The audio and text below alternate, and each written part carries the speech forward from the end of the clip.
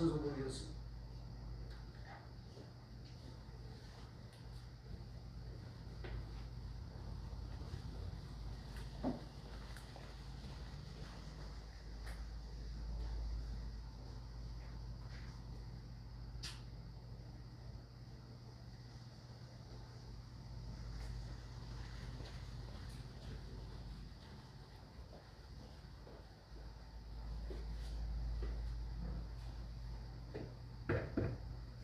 찬송가 310장 부르겠습니다.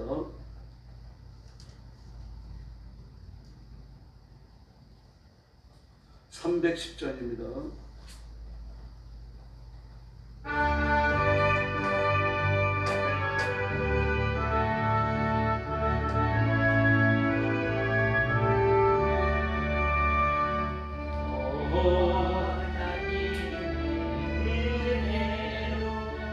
있을 때 없는 자 왜 고소하여 주던지 난 알 수 없도다. 내가 믿고 또 지하면 내 모든 연편 하시는 주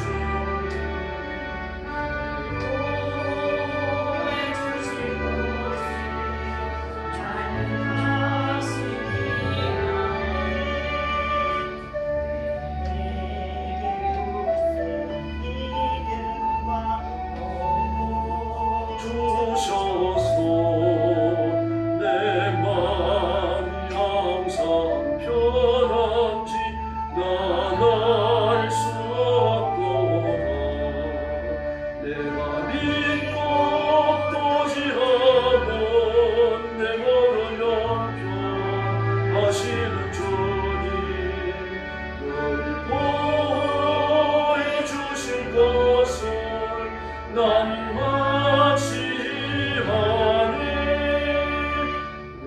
내게 성령 주셔서 내 마음 감동해 주 예수 믿게 하는지 난 알 수 없도다. 내가 믿고 또 지하면 내 모든 연편 하시는 주님 널 보호해 주실 것을 난 확실히 아네. 주 언제 합리하실지 밤이 한낮에 또 주님 만날 그것도 난 알 수 없도다. 내가 믿고 또 지하면 내 모든 연편 하시는 주님 널 보호해 주실 것을 난 확실히 아네. 할렐루야. 311장 부르겠습니다. 311장입니다.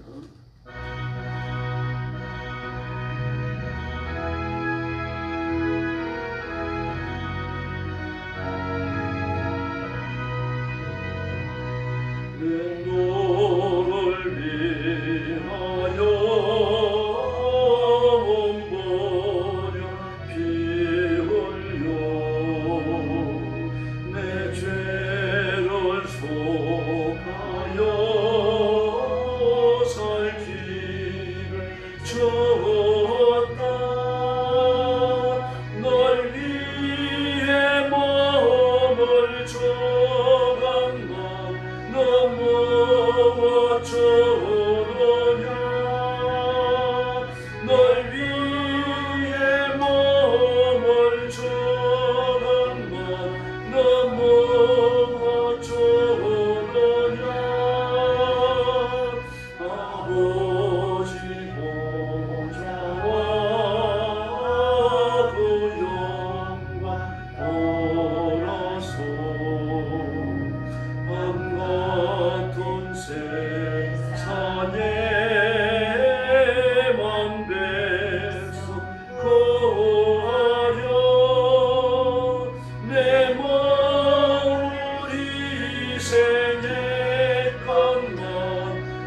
못하느냐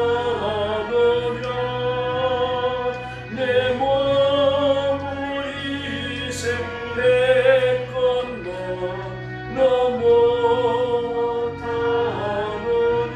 4절 부릅니다. 한없는 용서와 정성 가지고 세상에 내려와 값없이 줬다. 이것이 귀중 것만 너무 어쩌느냐.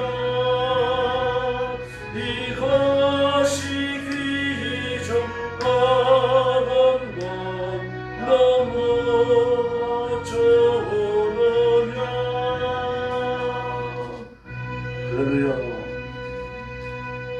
신앙 고백하겠습니다. 나는 전능하신 아버지 하나님 천지의 창조주를 믿습니다. 나는 그의 유일하신 아들 우리 주 예수 그리스도를 믿습니다. 그는 성령으로 잉태되어 동정녀 마리아에게서 나시고 본디오 빌라도에게 고난을 받아 십자가에 못 박혀 죽으시고 장사된 지 사흘 만에 죽은 자 가운데서 다시 살아나셨습니다. 하늘에 오르시어 전능하신 아버지 하나님 우편에 앉아 계시다가 거기로부터 살아있는 자와 죽은 자를 심판하러 오십니다. 나는 성령을 믿으며 거룩한 공교회와 성도의 교제와 죄를 용서받는 것과 몸의 부활과 영생을 믿습니다. 아멘. 자비로우신 아버지 감사합니다. 오늘 예물 드리는 귀한 손길이 있습니다. 기쁨으로 받으시고 복 내려 주시옵소서. 가정을 평안하게 하시고 손으로 하는 일에 복을 주시고 일생 동안 쓰임받는 기쁨을 허락해 주시옵소서. 오늘 아침도 저희들의 말씀을 나눕니다. 성령님 뜨겁게 역사하셔서 말씀을 기쁨으로 받고 이 말씀 속에 하나님의 음성을 듣게 하여 주옵소서.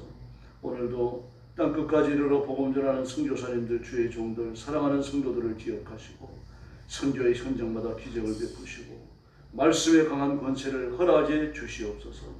주의 성령께서 뜨겁게 역사해 주시기를 원하오며 예수님의 이름으로 간절히 기도 올리옵나이다. 아멘. 하나님 말씀 봉독하겠습니다. 사도행전 13장입니다.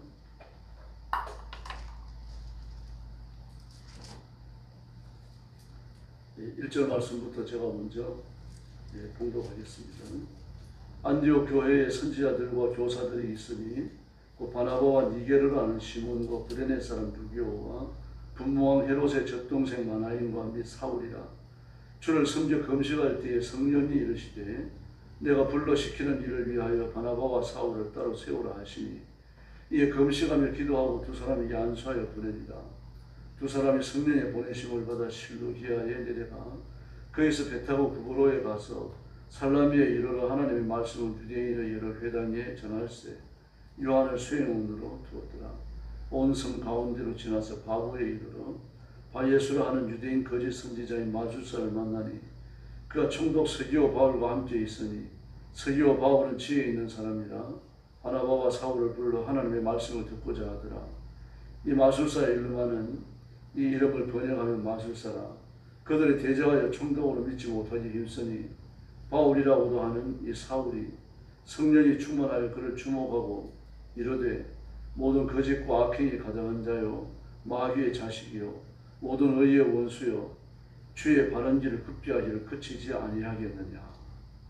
보라 이제 주의 손이 내 위에 있으니 내가 맹인이 되어 얼마 동안 해를 보지 못하리라 하니 즉시 안개와 어둠이 그를 덮여 인도할 사람을 두루 구하는지라. 이에 총독이 그에게 된 것을 보고 믿으며 주의 가르치심을 놀랍게 여기니라. 바울과 및 동행하는 사람들이 바보에서 배 타고 밤빌라에 있는 버가에 이르니 요한은 그들에게서 떠나 예루살렘으로 돌아가고 그들은 버가에서 더 나아가 비시디안 안디옥에 이르러 안식일에 회당에 들어가 앉으니라. 율법과 선지자들의 글을 읽은 후에 회당장들이 사람을 보내어 물어 이르되 형제들아 만일 백성을 권할 말이 있거든 말하라 하니 바울이 일어나 손짓하며 말하되 이스라엘 사람들과 및 하나님을 경외하는 사람들이 사람들아 들으라. 이 이스라엘 백성이 하나님이 우리 조상들을 택하시고 애굽 땅에서 나그네 된 그 백성을 높여 큰 권능으로 인도하여 내사 광야에서 약 40년간 그들의 소양을 참으시고 가나안 땅 7족속을 멸하사 그 땅을 기업으로 주시기까지 약 450년간이라. 그 후에 선지자 사무엘 때까지 사사를 주셨더니 그 후에 그들이 왕을 구하거늘 하나님이 베냐민 지파 사람 기스의 아들 사울을 40년간 주셨다가 패하시고 다윗을 왕으로 세우시고 증언하여 이르시되 내가 이새의 아들 다윗을 만나니 내 마음에 맞는 사람이라 내 뜻을 다 이루리라 하시더니 하나님이 약속하신 대로 이 사람의 후손에서 이스라엘을 위하여 구주를 세우셨으니 곧 예수라. 그가 오시기에 앞서 요한이 먼저 회개의 세례를 이스라엘 모든 백성에게 전파하니라. 요한이 그 달려갈 길을 마칠 때에 말하되 너희가 나를 누구로 생각하느냐. 나는 그리스도가 아니라 내 뒤에 오시는 이가 있으니 그는 그 발에 신발끈을 풀기도 감당하지 못하리라 하였으니 형제들아 아브라함의 후손과 너희 중 하나님을 경외하는 사람들아 이 구원의 말씀을 우리에게 보내셨거늘 예루살렘에 사는 자들과 그들 갈리더니 예수와 및 안식일마다 외우는 바 선지자들의 말을 알지 못하므로 예수를 정죄하여 선지자들의 말을 응하게 하였도다. 죽일 죄를 하나도 찾지 못하였으나 빌라도에게 죽여달라 하였으니 성경에 들어가리게 기록한 말씀을 다 응하게 한 것이라. 그의 남에서 내려다가 무덤에 두었으나 하나님이 죽은 자 가운데서 그를 살리신지라. 갈릴리로부터 예루살렘에 함께 올라간 사람들에게 여러 날 보이셨으니 그들이 이제 백성 앞에서 그의 증인이라. 우리도 조상들에게 주신 약속 너희에게 전파하노니 곧 하나님이 예수를 일으키사 우리 자녀들에게 이 약속을 이루게 하셨다 함이라. 시편 조시편에 기록된 바와 같이 너는 내 아들이라 오늘 너를 낳았다 하셨고 또 하나님께서 죽은 자 가운데서 그를 일으키사 다시 썩음을 당하지 않게 하실 것을 가르쳐 이르시되 내가 다윗의 기록하고 비쁜 은사를 너희에게 주리라 하셨으며 또 다른 시편에 일렀으되 주의 거룩한 자로 썩음을 당하지 않게 하시리라 하셨느니라. 다윗은 당시 하나님의 뜻을 따라 성지다가 잠들어 그 조상들과 함께 묻혀 썩음을 당하였으되 하나님께서 살리신 이는 썩음을 당하지 아니하였나니 그러므로 형제들아 너희가 알 것은 이 사람을 힘입어 제사함을 너희에게 전하는 이것이며 또 모세의 율법으로 너희가 의롭다 하심을 얻지 못하던 모든 일에도 이 사람을 힘입어 믿는 자마다 의롭다 하심을 얻는 이것이라. 그런즉 너희는 선지자들을 통하여 말씀하신 것이 너희에게 미칠까 삼가라. 일렀으되 보라 멸시하는 사람들아 너희는 놀라고 멸망하라. 내가 너희 때를 당하여 한 일을 행할 것이니 사람이 너희에게 알려줄지라. 또 도무지 믿지 못할 일이라 하였느니라 하니라. 그들이 나갈새 사람들이 청하되 다음 안식일에도 이 말씀을 전하라 하더라. 회당의 모임이 끝날 때 유대교에 입교한 경건한 사람들이 많이 바울과 바나바를 따르니 두 사도가 더불어 말하고 항상 하나님의 은혜 가운데 있으라 권하니라. 그 다음 안식일에는 온 시민이 거의 다 하나님의 말씀을 듣고자 하여 모이니 유대인들이 그 무리를 보고 시기가 가득하여 바울이 말한 것을 반박하고 비방하거늘 바울과 바나바가 담대히 말하여 이르되 하나님의 말씀을 마땅히 먼저 너희에게 전할 것이로되 너희가 그것을 버리고 영생을 얻기에 합당하지 않은 자로 자처하기로 우리가 이방인에게로 행하노라. 주께서 이같이 우리에게 명하시되 내가 너를 이방인 빛으로 삼아 너로 땅끝까지 구원하게 하리라 하셨느니라 하니 이방인들이 듣고 기뻐하여 하나님의 말씀을 찬송하며 영생을 주시기로 작정되는 달이 있더라. 주의 말씀이 그 지방에 두루 퍼지니라. 이에 유대인들이 경건한 귀고인들과 그 신의 유력자들을 선동하여 바울과 바나바를 박해하게 하여 그 지역에서 쫓아내니 두 사람이 그들을 향하여 발에 티끌을 떨어버리고 이고니온으로 가거늘. 52절 같이 봅니다. 제자들은 기쁨과 성령이 충만하니라. 아멘. 네, 사도행전 13장에서 이제 전 세계를 향하는 바울의 선교가 시작되어집니다. 예수님께서 사도행전 1장 18절에서 오직 성령이 너희에게 임하시면 너희가 권능을 받고 예루살렘과 온 유대와 사마리아와 땅 끝까지 이르러 내 증인이 되리라 그렇게 말씀하십니다. 그런데 지금까지는 12사도들을 중심으로 특별히 사역의 중심에 베드로가 있었죠. 예루살렘과 유대와 사마리아까지 복음 전하는 일들을 상세히 기록합니다. 특별히 이방인들에게 복음이 전해졌고, 그 고넬료 가정이 그런 로마 군대의 백부장이었죠. 대단한 사람입니다. 그 지역의 치안까지를 단단히 했으니까 사실 그 지역에 있어가지고 백부장이라고 하면 유지 중에 유지입니다. 사람을 죽이고 살릴 수 있는 그런 권한이 있습니다.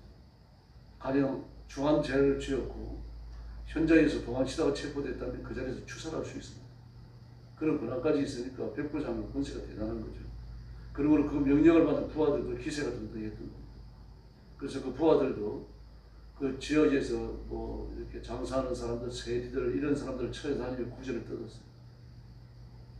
그런데 고넬료는 부하들에게 그런 일을 전혀 못하게 했죠. 못하게 했다는 기록은 없습니다. 하는 일을 보면 그렇습니다.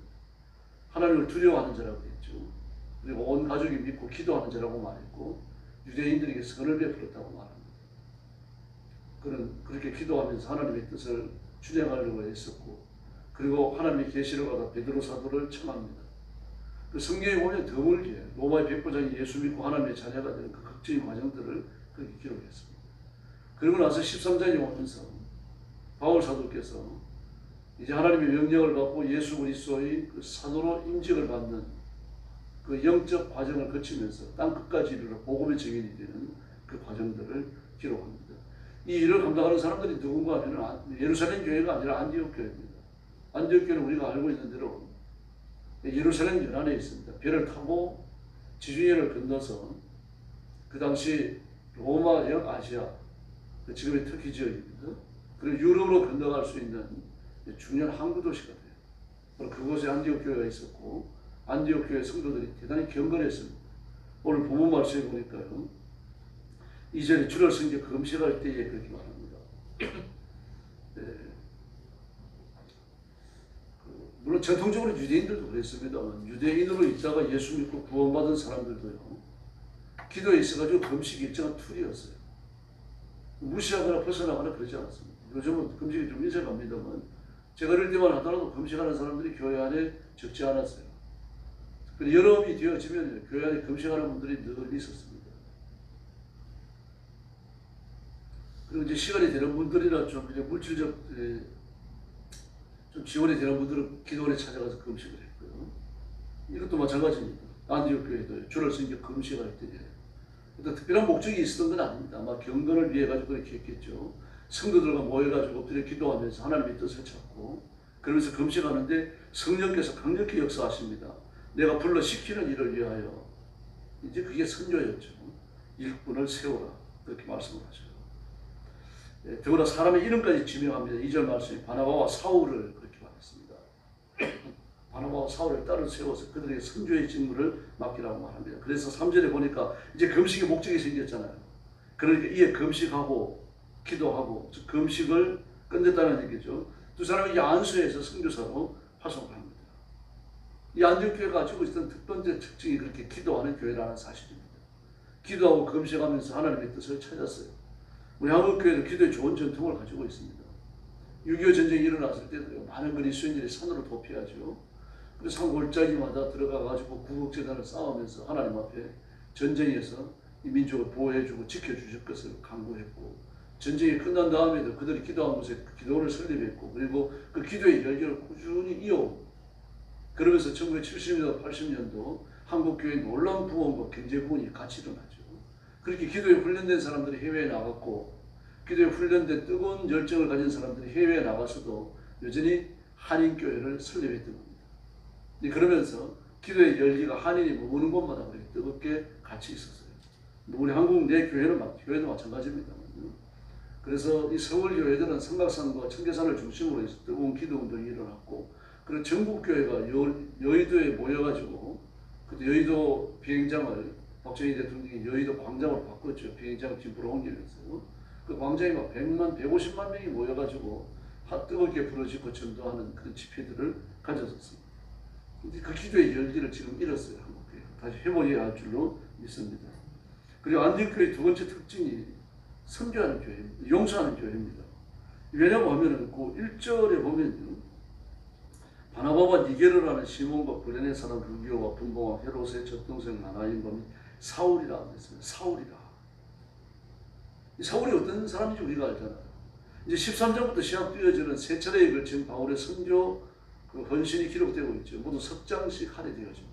13, 14, 15장에 1차 전도여행과 1차 전도여행 보고, 그 다음에 16장, 17장, 18장에 2차 전도여행과 2차 전도여행 보고, 그리고 19장, 20장, 21장 그 이후로 그 3차 전도여행과 3차 전도여행 보고는 이제 로마로 쭉 이어집니다만 27장부터 21장 이후에는요. 그리고 21장에서 사실은 3차 전도여행 보고가 끝나요. 세 번째 전도여행이 끝나고 예루살렘 교회에 올라오죠. 올라와서 보고가 끝나고 그 이후로 이제 에베소도들이 생겨나. 그러면서 일어났던 그 크고 작은 에베소도 때문에 로마까지 가는 일이 벌어지게 되는 거죠. 이렇게 선교합니다. 근데 우리가 사울이 어떤 사람인지 알고 있잖아요. 그 사도행전 22장과 26장에 보면은 자기가 어떤 사람인지 바울이 소개를 합니다. 간증을 해요. 근데 22장 4절 말씀을 보니까 내가 그리스도인들, 예수 믿는 사람들을 아주 박해했다고 말합니다. 박해했다. 박해라는 말을 써요. 그리고 그들을 잡아다가 죽이고 그랬습니다. 죽이기까지 하고. 그 사도행전 22장 4절 말씀에 죽이고라는 말을 썼어요. 박해하고 죽이고, 그리고 그들 결박해가지고 감옥에 넘겼다. 잔인한 사람입니다. 그래서 손으로 그리스도인을 죽였다고 말을 해요. 또 22장 10절 말씀에 보니까요. 그리고 이런 말을 씁니다. 성도들을 오제 가두고, 그리고 성도들을 죽이는 것이 옳다고 판단되어져가지고 가변투표를 행할 때 내가 정인이라고 말합니다. 우리 정인이라는 말을 쓰지 않습니다. 구약 성경에 보면 가변투표에 정인이 됐다라고 말을 해요. 그러나 21세기 성경 여기는 안 나옵니다. 그 말을 좀 바꿉니다. 다른 말로요. 찬성했다라고 말해요. 가변투표에 찬성자가 됩니다. 근데 찬성이라는 말이 그냥 찬성이 아닙니다. 정의라는 말이 맞아요. 그 행위에 있어가지고 찬성이라는 말은 그 헬라를 그 번역할 때 찬성이라는 말이 되는데 그 찬성이라는 말이 정의라는 뜻으로 쓰여져요. 사도행전 그 8장 58절에 보면 스데반이 그 성령 충만해가지고 전도를 하다가 뭐 자기 호로에 몰리잖아요. 붙잡혀 들어가가지고 어떤 사람인지 네가 어떤 신앙을 가지고 있는지 말해라라고. 그 당시 대제사장들과 그 유대교 지도자들이 말하자면 호리와 비슷한 데입니다. 그게 불러다 놓고 스데반에게 이야기를 시켜 진술해라. 네가 어떤 말을 전했는지. 그랬더니 그 진술이 뭡니까? 신앙 아닙니까? 그 신앙 고백을 합니다. 아브라함의 부르심부터 시작해갖고 예수님의 그 죽으심과 부활이 이렇게까지 쭉 말씀을 전해요. 막 그 말씀을 전하고 나니까 그 말씀을 듣는 사람들이 화가 나는 겁니다. 그 왜 그런가 하면 자신들은 예수님이 사형에 해당된다고 정죄를 해가지고 십자가에 못 박아 죽였는데 이 스데반은 뭐라고 말합니까? 아니라고 말하잖아요. 하나님이 그를 죽은 자 가운데 살려내셨다. 그러므로 예수님은 의인이고 의인을 십자가에 못 박아 죽인 자신들을 보고 죄인이라고 말하는 거잖아요. 그들이 분노에 사로잡혀가지고 스데반에 돌을 던져갖고 죽여요. 근데 성경은 뭐라고 말합니까? 58절 말씀에 보니까 스데반을 죽일 때에 자신들의 옷을 벗어가지고 사울이라고 하는 청년을 발 앞에 뒀다고 말합니다. 그 증인이에요. 가변투표의 증인이라는 거예요. 아무한테나 옷을 벗어 두는 게 아니에요. 이제 너 우리 옷을 좀 맡아주라 그래가지고 벗어 두는 게 아닙니다. 그 사람이 증인이기 때문에 내가 스데반을 죽이는 일에 참여했다. 반드시 내 얼굴을 기억해라. 내가 하나님의 정의를 시행하는 일에 앞장섰다. 내 얼굴을 기억하고 내 이름을 기억해라. 그런 뜻에서 벗어 두는 거예요. 다시 말해서 하나님 나라를 훼손하는 자, 유대교를 박멸하는 자를 우리가 돌로 쳐서 죽이는데 이 일에 내가 공헌했고 헌신했다. 이걸 알아라. 이런 뜻에서 옷을 벗어 두는 거예요. 뭐 돌멩이 던지는데 옷 벗을 일이 뭐 있습니까? 땀이 납니까? 뭐가 납니까? 그러나 이 일에 내가 참여했다는 것을 기억시키기 위해 가지고 옷을 벗어 두는 거거든요. 옷을 벗어갖고 자기 발 앞에 쌓아두는 건요. 바울이 증인이기 때문에. 그 가변투표의 증인은 누가 됩니까? 아무나 되는 게 아닙니다. 그 투표를 통해 가지고 죽이는 것을 겨뤄야 하거든요. 죽이는 것을 겨뤄야 하는데 이 사람이 죽일 죄에 해당된다라는 말을 최초로 선포하는 사람이야. 돌을 들어가지고 가장 먼저 때리는 사람이에요. 그 사람이 가변투표의 증인이에요. 스데반을 죽인 겁니다. 이런 사실들 쭉 진술을 해. 내가 이런 인간이야. 그러므로 바울이 교회를 잔멸하고 예수 믿는 사람들을 잡아 가두고 죽이는 일을 막 얼마나 많이 했어요. 혼자 했습니까? 많은 사람들을 거느리고 가서 한 거 아닙니까? 이 일의 대장이었어요. 더구나 바울이라고 하는 사람은 그냥 평범한 유대인이 아닙니다, 여러분. 바울이 3차 전쟁을 끝내고 나서 어떤 구설수에 휘말리잖아요. 사도행전 22장에 보면 그 얘기가 자세히 나옵니다. 21장부터 연결되는 이야기인데. 이제 올라가서 선교 보고를 하고 야고보 사도를 개인적으로 만나요. 개인적으로 만나니까 이 바울이 염려스러운 겁니다. 왜냐고 하면은 그 지방교회, 이 로마령 아시아까지 갔잖아요. 지금의 튀르키예까지 간 거예요. 그곳까지 가가지고는 말입니다. 유대인들이 사는 곳마다 들어가가지고는 회당을 중심으로 복음을 전한 겁니다. 율법을 지켜서 안 된다. 율법으로 구원 못 받으니까 예수 믿어라. 강력히 전도했던 겁니다. 그러니까 율법을 지킬 필요가 없다라고 말을 하니까 이건 유대교를 박멸하는 자다. 이런 소문이 유대인들이 사는 곳마다 퍼지게 되어지고요. 그것이 유대인이 사는 그 지역 이방인의 땅에 튀르키예 지역에 퍼졌을 뿐만 아니라 이것이 보고되어져 들어올 거 아닙니까? 그러니까 바울을 그냥 안 두겠다. 그를 보고 죽여야 되겠다. 이런 결심을 하고 공문하게 말을 하고 바울을 대적으로 삼는 사람들이 한둘이 아니었죠. 이런 분위기를 알고 있으니까 야고보 사도가 뭐라고 말합니까? 이런 분위기가 만들어져 있으니까 네가 율법을 지킨다는 것을 보여줘라, 유대인들에게. 그래야 네가 생명이 무사할 수 있다. 생명이 무사하다는 말을 안 썼습니다만 그런 의도로 이야기를 해요. 그래서 마침 그때 바울과 함께 다니는 사람은 아닙니다만 마침 이 서원이 끝난 사람이 4명이 있었습니다. 그래서 바울에게 이 사람들을 성전으로 데리고 와서 서원이 끝난 것을 하나님 앞에 아뢰고 제사장들이 보여주고 그 머리를 깎아라. 서원이 다 끝났으니까. 그럼 네가 율법을 지키는 줄 알 것이다. 그랬습니다. 누가 있었습니까? 헬라인이 있었죠. 이방인이 있었습니다. 그 이방인을 데리고 성전에 들어갔다. 이제 빌미가 된 거죠. 바울을 죽일 수 있는 구체적인 현장을 눈으로 목격한 겁니다. 성전에 들어가지는 않았죠. 이방인을 데리고. 그리고는 폭도들이 몰아치는 거예요. 그냥 뒀다가 죽일 것 같으니까 천부장에게 보고가 들어갔고 천부장이 백부장 여럿을 데리고 왔다고 말합니다. 백부장 10명을 거느리고 백부장 한 사람당 100명이 부하했어요.